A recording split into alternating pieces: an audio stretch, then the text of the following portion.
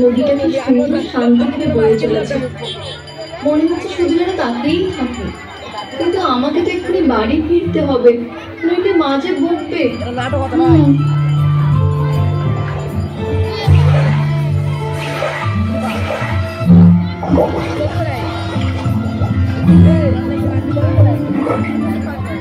নদী থেকে জল নিয়ে কমলা বাড়ির পথে যেতে থাকে।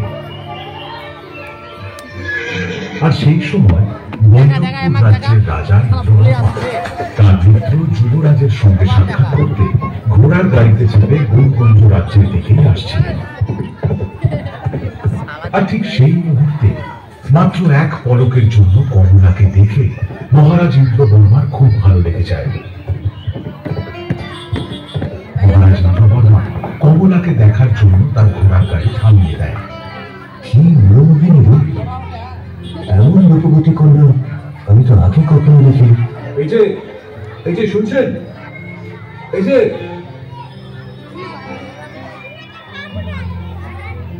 আর উনি তো চলেই যাচ্ছেন। আমাকে একবার ওনার সাথে কথা বলতে হবে। শুনছেন শুনছেন, এই যে আমি আপনাকে বলছি, শুনছেন?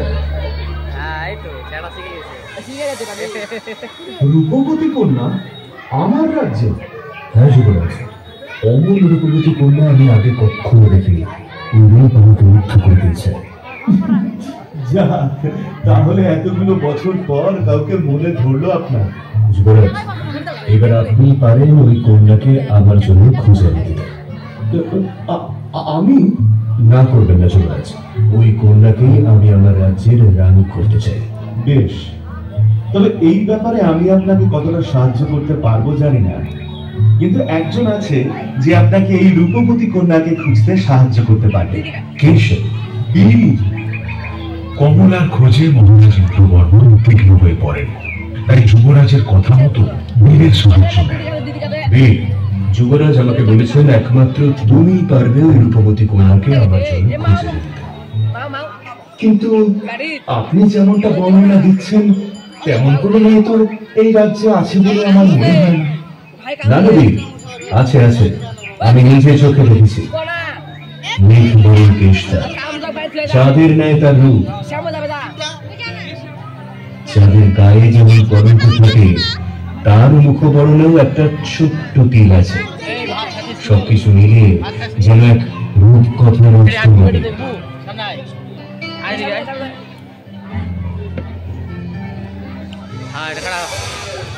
রাজা ইন্দ্রবর্মার থেকে বর্ণনা নিয়ে বীর সারা রাজ্যে ঘুরে ঘুরে সেই নিয়ে খোঁজ শুরু করে।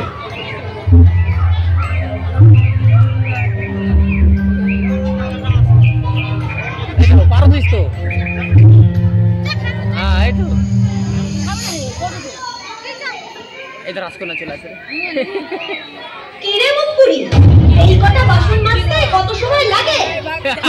এই তো হয়ে গেছে, তাড়াতাড়ি মাছ। সারাদিন কি এই দুটো বাসন নিয়েই পড়ে থাকবি নাকি? বাকি কাজগুলো কে করবে?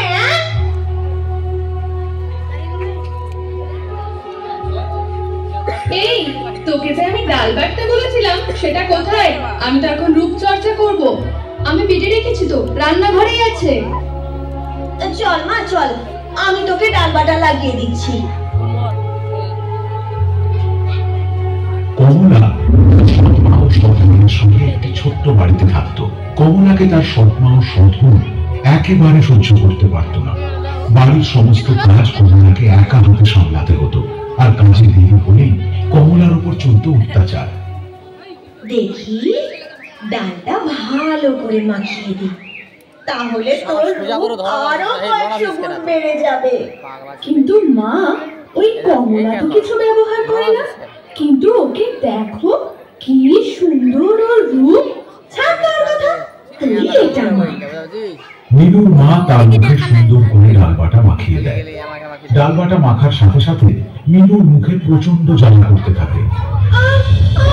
জ্বালা করছে, আমার জ্বালা করছে। ও মা, আমার জ্বালা করছে। কি হয়েছে? কি হয়েছে তোর মা? হ্যাঁ, কি হয়েছে? নীলুর চিৎকার শুনে কমলা ছুটে আসে। কি হয়েছে বোন, কি হয়েছে তোর? আমার ডাল বাটায় লঙ্কা গুঁড়ো মিশিয়ে এখন নাটক করা হচ্ছে? কি বলছিস? হ্যাঁ ঠিকই বলছি। তুই ইচ্ছে করে লঙ্কার গুঁড়ো মিশিয়ে দিয়েছিস আমার এই ডাল বাটায়, যাতে আমার মুখটা জ্বলে পুড়ে শেষ হয়ে যায়। কি বলছিস? আমি কেন কিছু মেশাবো? মিশিয়েছিস কারণ তুই আমাকে হিংসে করিস। না বোন না, তোকে দিয়ে সব কাজ করাই বলে আমার উপর প্রতিশোধ নিচ্ছিস, তাই না? তোর এত বড় সাহস! আমার স্বামী, আমার বন্ধু, আবার আমার মেয়ের ক্ষতি করবি? আজ তোকে আমি মেরে ফেলবো।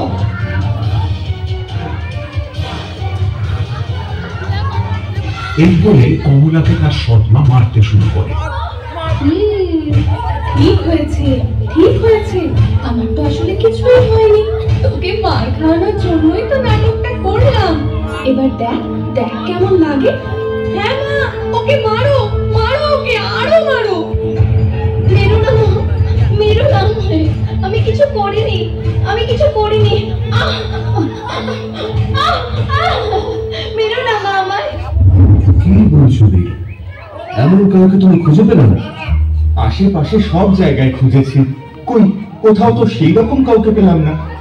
না না না, ওই রাজ্যে আছে, এই রাজ্যে আছে মেয়েরা। আসলে রাজ্যে এতগুলো ঘর, সেখানে প্রত্যেকটা ঘরে গিয়ে সেই মেয়েটাকে খুঁজে বের করা অসম্ভব। হ্যাঁ রে, আমারও তাই মনে হয়। এইভাবে হবে না, এমন কিছু করতে হবে যেখানে রাজ্যের সমস্ত মেয়েরা একত্রিত হয়। হ্যাঁ, কিন্তু রাজ্যের সমস্ত মেয়েদের একত্রিত করার উপায়টা কি হবে?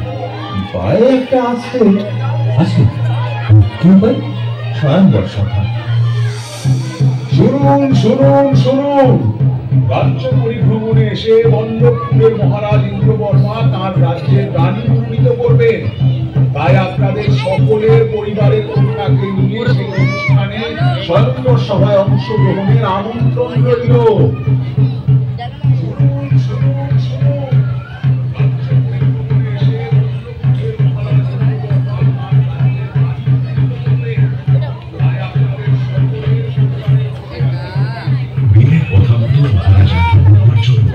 অনুষ্ঠিত হওয়া সেই স্বয়ংবর সভার কথা সারা রাজ্যে ছড়িয়ে দেওয়া হয় এবং কমলার সৎ মায়ের কানেও সেই কথা এসে পৌঁছায়। আরে হোসেন সামনে সামনে শালা কোথায় গেলি মা? কি হয়েছে মা? একটা দারুণ সুখবর আছে।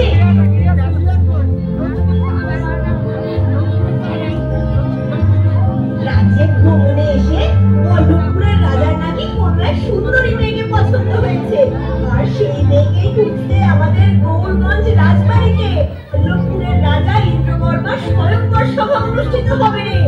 তাই নাকি?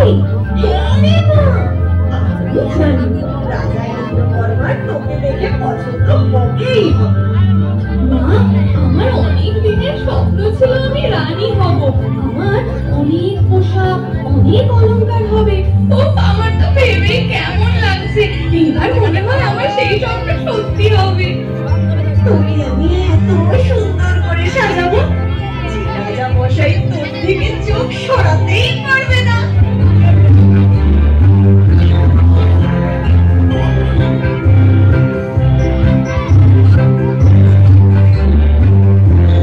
মা, আমিও যাবো রাজা স্বয়ংবর সভায়।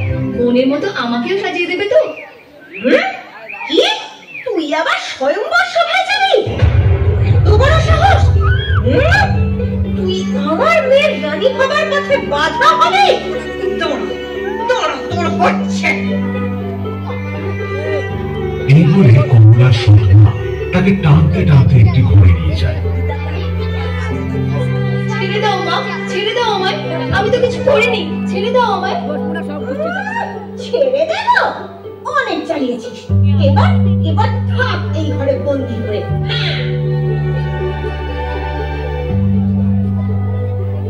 কমলাকে বন্দী করে রাখা হয়।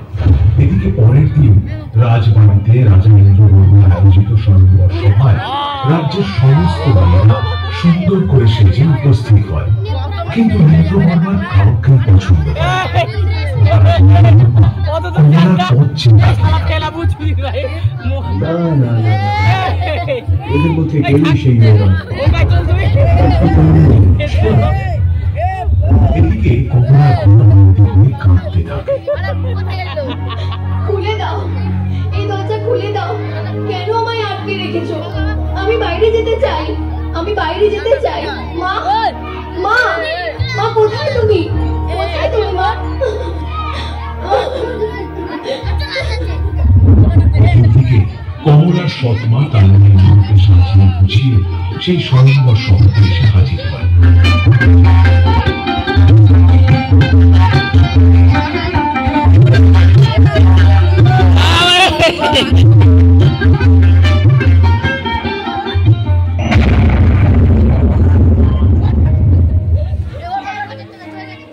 দেখি মহারাজ, আপনি আমায় দেখে মুখ ফিরিয়ে নিলেন কেন? আমাকে আপনার পছন্দ হয়নি? না, পছন্দ হয়নি। কি বলছেন মহারাজ? আমাকে আপনার পছন্দ হলো না? এখানে যতজন মেয়েকে দেখছেন তাদের থেকে আমি তো অনেক সুন্দরী। আমার থেকে সুন্দরী আর কেউ নেই। না, আছে আছে, আমি তাকে দেখেছি।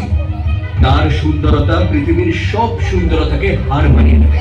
এই কথা শোনার পর মিনু ইন্দ্রবর্মার প্রতি প্রচন্ড রেগে যায় আর বলে, তাই নাকি?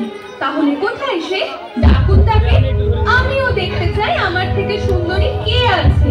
আছে আছে, অবশ্যই আছে, সে নিশ্চয়ই আসবে। ঠিক আছে, আমি অপেক্ষা করছি।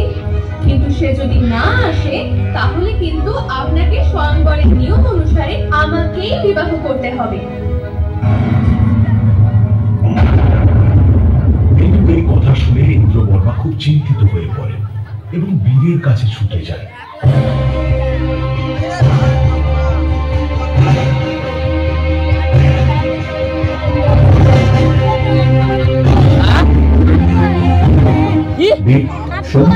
না কাটতে হবে ধরে থাক শান্ত হন আপনি। না না, আমি কিছুতেই শান্ত হতে পারছি না বীর।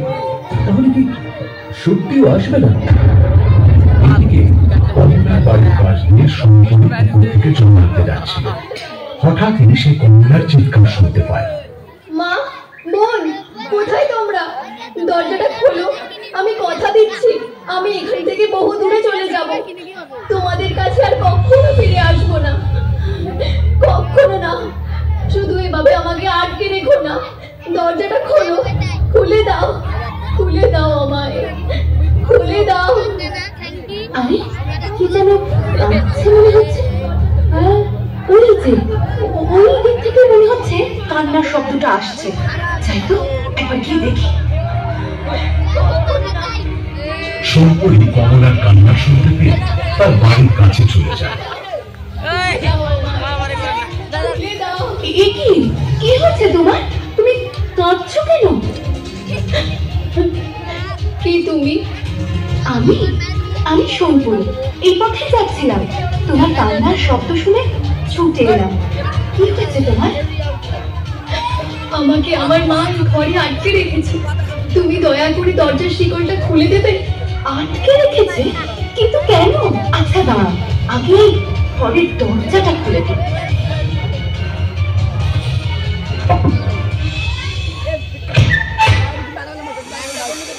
ধন্যবাদ আপনাকে, অনেক ধন্যবাদ।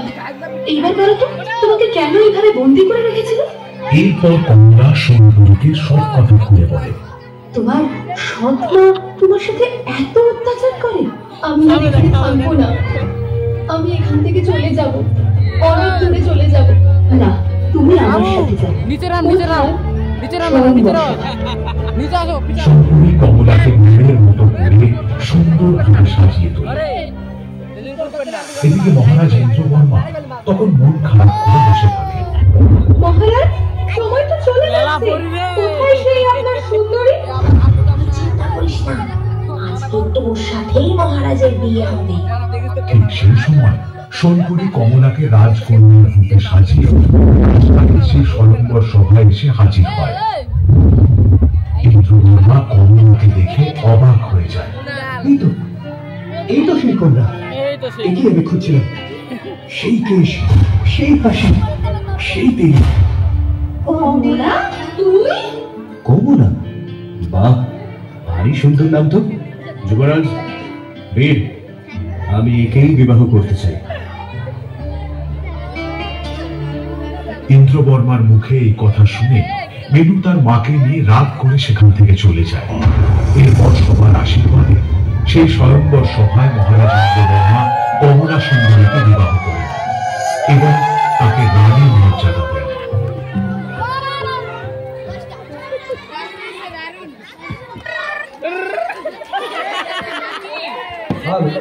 হ্যালো, সুন্দর একটা নাটক দেখলাম।